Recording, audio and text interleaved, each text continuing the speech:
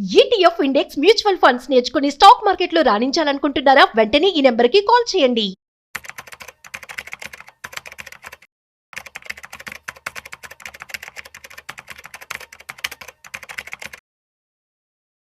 నమస్తే అండి, నేను ప్రభు మాట్లాడుతున్నా. Welcome to Suman TV.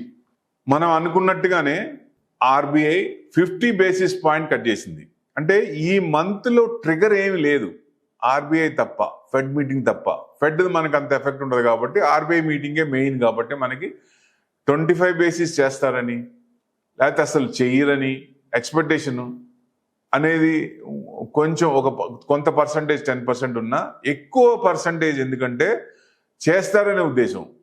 50% 30% దాకా ఉంది, ఎక్కువ పర్సంటేజ్ 25% చేస్తారని. ఎందుకని? ఇన్ఫ్లేషన్ మనకి కంట్రోల్లో ఉంది. ఆర్బీఐ అనుకున్న ప్రకారం 2 to 6% లోపలే ఉంది కాబట్టి 4% బిలోనే ఉంది. సో డెఫినెట్గా అది పాజిటివ్ సైన్. ఇంకా నెక్స్ట్ ఇయర్ కూడా ఇంకా ఇన్ఫ్లేషన్ కొంచెం తగ్గే అవకాశాలే ప్రొజెక్షన్ ఇచ్చారు. సో మార్కెట్ ఇన్స్టెంట్గా ఇవాళ ఓపెన్ అవడానికి అన్ని డౌన్ ఓపెన్ అయినా తర్వాత చిన్నగా న్యూస్ వచ్చిన తర్వాత మళ్ళీ అందుకున్నాయి. బ్యాంక్ నిఫ్టీ 56,578 అంటే దాదాపుగా 817 పాయింట్స్ పెరిగింది. సో ఎక్కువ అంటే ఇంకా 1000 పాయింట్స్ ఇంకా వచ్చే అవకాశం ఉంది, ఇంకా పెరిగే ఛాన్సే ఉంది.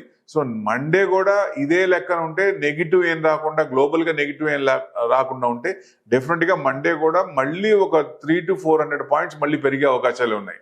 సో డెఫినెట్గా ఎప్పుడైతే 57 దాటిందో, బ్యాంక్ నిఫ్టీ 57 దాటిందంటే 59,000 వరకు నెక్స్ట్ రెసిస్టెన్స్ అక్కడ దాకా పోయే ఛాన్సులు ఉంటాయి.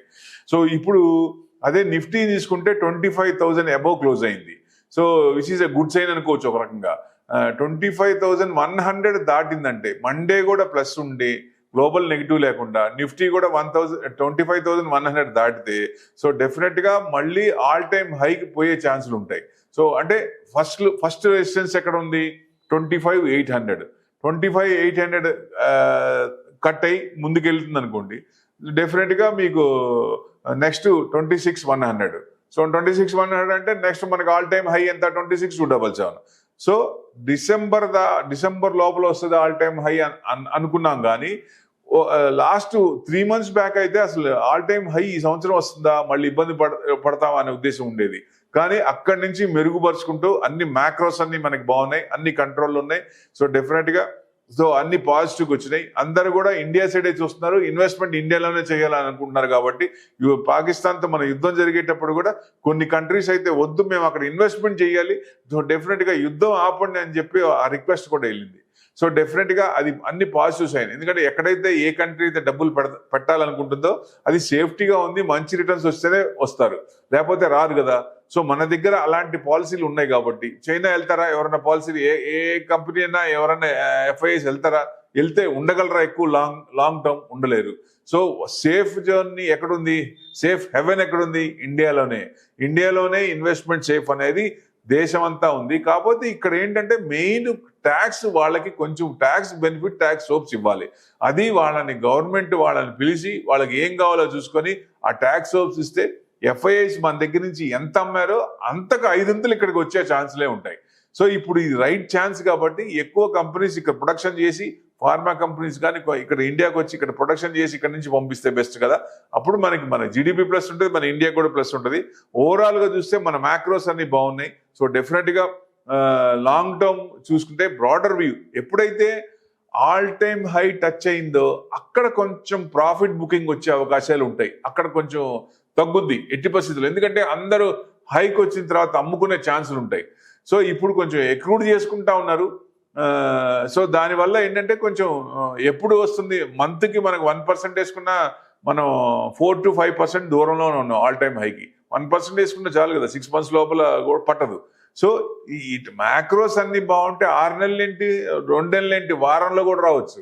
ఎందుకంటే నిఫ్టీ ఇవాళ నుంచి నెక్స్ట్ డే హైకి 500 పాయింట్స్, ఇవాళ లో నుంచి నెక్స్ట్ డే లోకి more than 500 పాయింట్స్. ఇంత వాలటాలిటీ ఇండెక్స్ ఎక్కడన్నా చూసామా? ఎప్పుడన్నా చూసామా? ఈ వాలటాలిటీ ఇండెక్స్ భయంకరంగా ఉంది ఈ సంవత్సరం మటుకు. సో ట్రేడర్స్ కొంచెం ఇబ్బంది పడే అవకాశాలు ఎక్కువ ఉన్నాయి, ఎక్కువ మంది ఛాన్స్ పోగొట్టుకునే అవకాశాలు ఉంటాయి. అందుకనే దయచేసి ఎవరైనా సరే ఇన్వెస్ట్మెంట్ యాంగిల్లో వస్తే లాంగ్ టర్మ్ పెట్టుకుంటే డెఫినెట్గా మంచి ఛాన్స్ వచ్చే అవకాశాలు ఉంటాయి. నెక్స్ట్ వీక్ ఎలా ఉంటుంది అంటే, నెక్స్ట్ వీక్ కూడా మార్కెట్ బాగానే ఉండొచ్చు. మనకి మేజర్ ట్రిగర్ పాయింట్స్ ఏం లేవు ఆర్బీఐ తప్ప. సో చిన్న చిన్నవి ఉంటాయి కానీ దాని ఎఫెక్ట్ పెద్ద ఉండవు కాబట్టి మెయిన్ ఇదే ఉంది. ఇక నెక్స్ట్ ఏమి అడ్డంకులు ఏం లేవు కాబట్టి మార్కెట్ కొంచెం పెరిగే అవకాశాలు ఉంటాయి, ప్రొవైడెడ్ ఎక్కడ ఏ కంట్రీ నుంచి కూడా గ్లోబల్ గా నెగిటివ్ రాకుండా ఉంటే. సో అప్పుడు డెఫినెట్గా, ఎందుకంటే గ్లోబల్ మార్కెట్స్ కూడా పాజిటివ్ సైడే కొంచెం మిక్స్డ్ ఉన్నాయి, అప్పర్ సైడే ఉన్నాయి, డౌన్ సైడ్ కాదు. సో అన్ని కూడా S&P కూడా just 3% away from all time high, 6,000 దగ్గరలో ఉంది. సో అవి కూడా బాగున్నాయి. యూరోపియన్ మార్కెట్స్ అన్ని బాగానే ఉన్నాయి. సో డెఫినెట్గా ఇవన్నీ గ్లోబల్ ఫ్యాక్టర్ బాగానే ఉంది కాబట్టి మనకి నెక్స్ట్ వీక్ కూడా మార్కెట్ కొంచెం ఫ్లరిష్ అయ్యే ఛాన్స్ ఉంటుంది.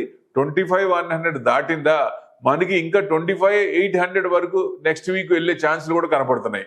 సో ఇవన్నీ పాజిటివ్ కాబట్టి మనం ఏ సెక్టర్ పెరుగుతుంది ఏది అనుకుంటే ఐటీ, బ్యాంకింగ్ సెక్టారు. మన బ్యాంకింగ్ సెక్టారు ఇంట్రెస్ట్ రేట్లు తగ్గుతాయి. ఇప్పుడు 50 బేసిస్ అన్నారు, ఆల్రెడీ మనకి 50 తగ్గించారు. ఇప్పటికి 1 బేసిస్ అంటే 100 బేసిస్ పాయింట్ అయిపోయింది. సో నెక్స్ట్ ఆగస్ట్కి కూడా ఇంకొక 25 బేసిస్ పాయింట్ కట్ చేస్తారనేది ఎక్స్పెక్టేషన్. సో అది కూడా తగ్గితే ఇంట్రెస్ట్లు ఇంట్రెస్ట్లు ఎందుకంటే తగ్గితే బ్యాంక్ లోన్స్ అనేది ఎక్కువ మంది తీసుకుంటారు, మార్కెట్లో మనీ ఫ్లోటింగ్ వస్తుంది, ఎక్కువ రొటేషన్ అవుద్ది, క్రయ విక్రయాలు జరుగుతాయి, అన్ని కొత్త కొత్త వస్తువులు కొంటారు, పాతవి అమ్ముతారు. సో అట్లా రీషఫుల్ అవుతుంటది కాబట్టి అది ప్లస్ పాయింట్ అవుద్ది. సో డెఫినెట్గా అది మంచి శుభసూచకం అనుకోవచ్చు ఇంట్రెస్ట్ రేట్లు తగ్గితే. సో 25 అనుకుంటే 50 బేసిస్ చేశారు, ఇది ఫంటాస్టిక్ కదా. సో ఇన్ఫ్లేషన్ అది కంట్రోల్ అనేది బాగా కిందకు వచ్చింది కాబట్టి ఇది చేయడానికి అవకాశం ఉంది. అదే యుఎస్ చూడండి, వాళ్ళకి ఇన్ఫ్లేషన్ కంట్రోల్లో లేదు, కానీ ప్రెసిడెంట్ ఏం చెప్తున్నాడు, 100% ఫెడ్ చైర్మన్ పవెల్ పిచ్చోడు అని ఇష్టం వచ్చినట్టు తిడుతున్నాడు ఆయన్ని. సో ఇంట్రెస్ట్ రేట్ తగ్గించట్లేదని. సో అది కూడా కరెక్ట్ కాదు కదా. సో గవర్నమెంట్ కూడా వాళ్ళు అంటే ఎవరైతే ఆర్బీఐ వాళ్ళు ఉన్నారో అక్కడ సెంట్రల్ బ్యాంక్స్ ఉన్నాయో వాళ్ళని కూడా డీల్ కరెక్ట్గా ఉండాలి కదా. వాళ్ళని తిడితే ఎందుకు ఇది చేస్తారు.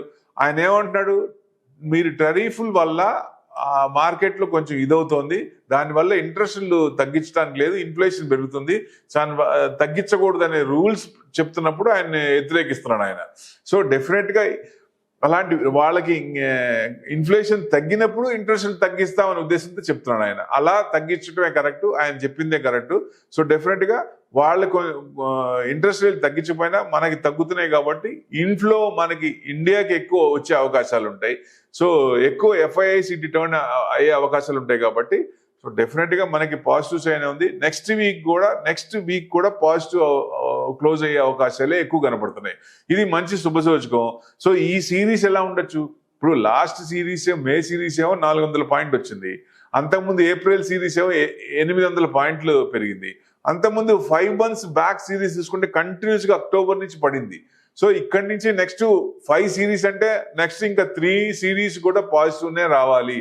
వచ్చినప్పుడు డెఫినెట్గా ఈ సిరీస్లో మనకి ఆల్ టైమ్ హై వచ్చే అవకాశాలు ఎక్కువ కనపడుతున్నాయి. సో ఎప్పుడైతే అందరూ ఆల్ టైమ్ హై వచ్చిందో, ఏ స్క్రిప్ట్స్లో అయినా మీకు ప్రాఫిట్ ఉంటే ఆ ప్రాఫిట్ అంటే బుక్ చేసుకోవటం ఉత్తమం. మళ్ళీ కిందకు వచ్చినప్పుడు మళ్ళీ దాన్ని యావరేజ్ చేసుకోవటమా, లేకపోతే కొన్ని అమ్మేసిన తర్వాత కింద కొంటామా, లేకపోతే కొంచెం వెయిట్ చేయటమా, ఇట్లాంటివి ఉంటాయి కాబట్టి సో ఎప్పుడైనా సరే ప్రాఫిట్ బుక్ చేసుకోవటం అంత ఉత్తమం ఇంకోటి ఉండదు. 50% అన్నా చేసుకోవాలి, 50% మళ్ళీ కొనుక్కోవచ్చు కాబట్టి. ఎందుకంటే ఎక్కువ మ్యూచువల్ ఫండ్స్ కూడా క్యాష్లోకి వస్తున్నాయి, క్యాష్లోకి ఎక్రూడ్ చేస్తున్నాయి, పర్సంటేజ్ క్యాష్ ఎక్రూడ్ చేస్తున్నాయి. ఎందుకంటే SIP ద్వారా 26,000 కోట్లు వస్తుంది, అది క్యాష్లో వాళ్ళకి 8% ఉంటే వాళ్ళు 12 to 14% పెడుతున్నారు. ప్లస్ క్యాష్ ఉన్న స్టాక్స్ కూడా కొన్ని ప్రాఫిట్లో ఉన్నాయి అమ్మేసి క్యాష్లో కూర్చుంటున్నారు. అంటే మార్కెట్ పడనివ్వట్లేదు. చూడండి ఈ మధ్య ఎప్పుడైనా వన్ డే ఎప్పుడైనా 500 పాయింట్స్ పడితే నెక్స్ట్ డే దాన్ని లేపేస్తున్నారు, నెక్స్ట్ డే కొనేస్తున్నారు. డొమెస్టిక్ అంటే మనకి ఫారెన్ ఇన్స్టిట్యూషన్ అవసరం లేదు, డొమెస్టిక్కే సరిపోద్ది అన్నట్టుంది. కానీ గవర్నమెంట్ కూడా వాళ్ళని పిలిచి వాళ్ళకి ఏం కావాలో చూస్తే ఫారెన్ ఫ్లోస్ కూడా మనకు వస్తే మార్కెట్ ఫ్లడ్ లాగా ఉంటుంది. సో డెఫినెట్గా వరదలై వస్తాయి కాబట్టి బాగా పెరిగే అవకాశాలు ఉంటాయి. సో మనకి క్వశ్చన్ ఉంది, ఛాన్స్ ఉంది. గవర్నమెంట్ దగ్గర మంచి పాలసీలు, పిఎల్ఐ స్కీమ్ ఉన్నాయి. సో డెఫినెట్గా ఈ డొమెస్టిక్కే కాకుండా బయట నుంచి వచ్చే ఎఫ్ఐఎస్ కూడా వాళ్ళకు కూడా సపోర్ట్ చేస్తే మంచిదని ఉద్దేశం. సో ఇవన్నీ కొంచెం మ్యాక్రోస్ అన్ని స్ట్రాంగ్ ఉన్నాయి. సో గవర్నమెంట్ నుంచి కూడా కొంచెం సపోర్ట్ ఉండి వాళ్ళని కూడా సరైన ట్రీట్మెంట్ చేసి వాళ్ళకు కూడా మంచి ఇస్తే డెఫినెట్గా మన మార్కెట్ ఆల్ టైమ్ హై దాటవేంటి డిసెంబర్కి 30,000 వరకు వచ్చే అవకాశాలు కూడా ఎక్కువ కనపడుతున్నాయి. సో ప్రొవైడెడ్ అన్ని పాజిటివ్ పారామీటర్స్ ఉంటే, సో ఇది మనం లాంగ్ టర్మ్ వ్యూ పెట్టుకొని మంచి కంపెనీలు సెలెక్ట్ చేసుకొని వాటిలో ఇన్వెస్ట్మెంట్ చేస్తే మంచిది. Thank you very much.